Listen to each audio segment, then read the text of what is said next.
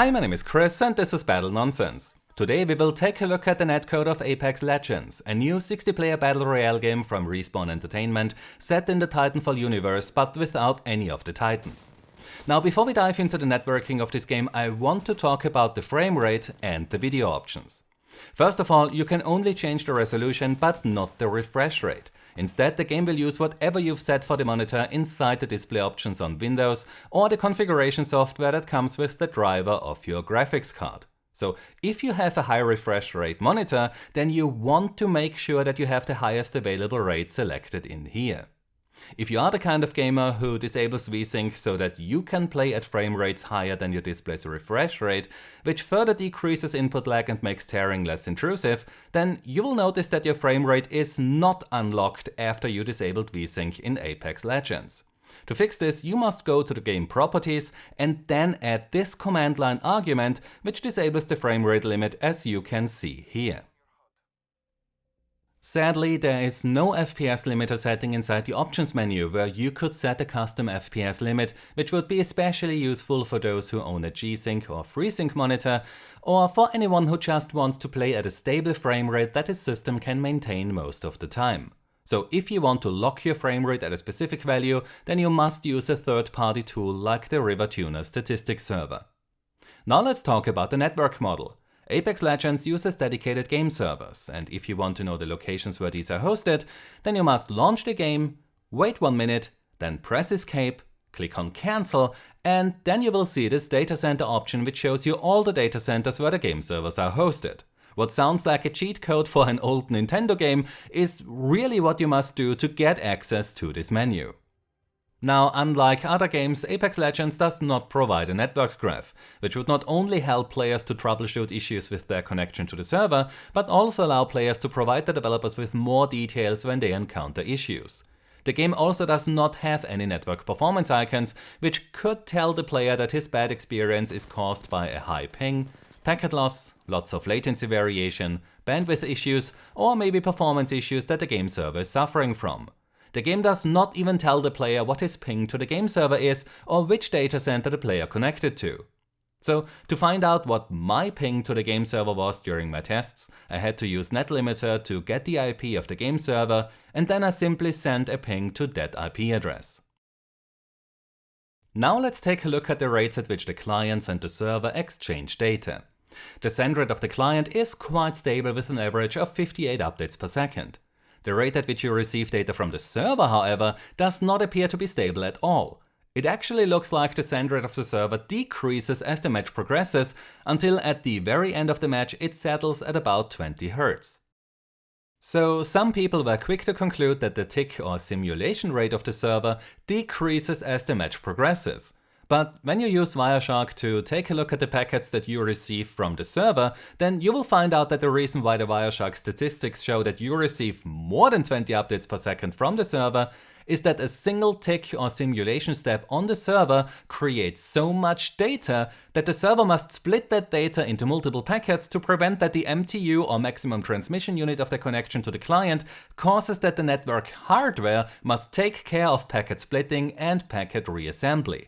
This is also why those tricks which tell you to change the MTU value are nonsense, as online multiplayer games make sure that their packets are always smaller than the MTU of the player's internet connection. So when you look at the data inside of Wireshark, then you can see that the client receives up to 4 packets in quick succession, and these 4 packets contain the data of 1 update from the server. This means that while you do receive up to 62 packets per second from the server is actually running at a tick or simulation rate of about 20 Hz. And the reason why you receive more than 20 packets per second from the server is that a tick produces so much data that the server must split that data into multiple packets.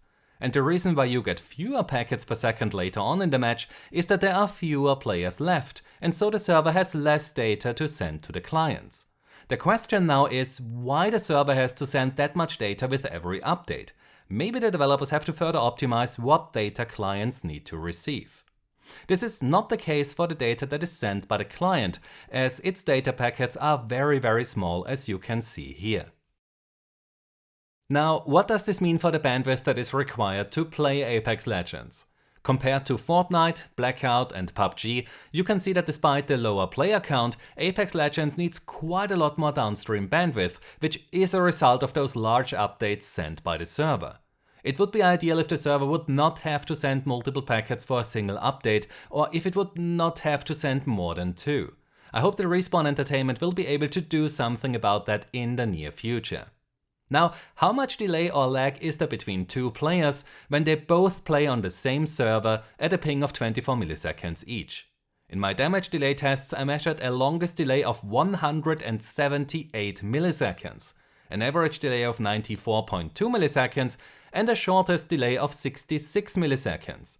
Gunfire showed even more delay with a longest delay of 250 milliseconds, an average delay of 165.2 milliseconds and a shortest delay of 130 milliseconds. So not only are these delays extremely bad even when you consider that the server is most likely running at just 20 Hz, the fact that the Gunfire has so much more delay than damage is really concerning. Player movement has slightly less delay than Gunfire, but it is still a lot more delayed than damage. Compared to other games, Apex Legends has a really big problem when it comes to the network delay. Not only are the average delays worse than what I measured in Call of Duty Blackout, there were always at least 2 or 3 extremely long delays in every test run. Those were those longest delays with 178, 250 and 220 milliseconds, at a ping of just 24 milliseconds to the game server. I did repeat these tests on multiple servers, where I always checked the ping to the server as well as the location of the server like I showed you earlier. Sadly, the results were always the same, so this was not caused by a single faulty server, nor was this limited to specific guns. Some people might be quick to blame the simulation rate of 20 Hz for these delays, and demand that the developers increase the rate to fix this issue, but there is definitely more to that issue, and that packet splitting that is done on the server might also be a factor here. So because the network delay is so high even when both players have a ping of just 24 milliseconds to the server, it is no surprise that you will receive damage behind cover. But there is another issue, and that is how much lag the game compensates, or how much the game favors the experience of the shooter no matter how high his ping is, while completely disregarding what this does to the experience of players on the receiving end of that shot.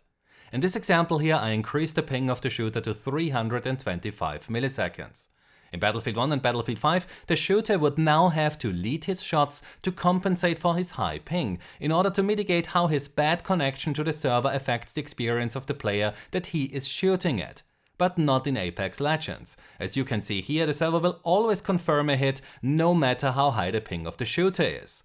The game does not care about how the bad connection of the shooter results in an infuriating experience for the player with the low ping who is on the receiving end of that shot.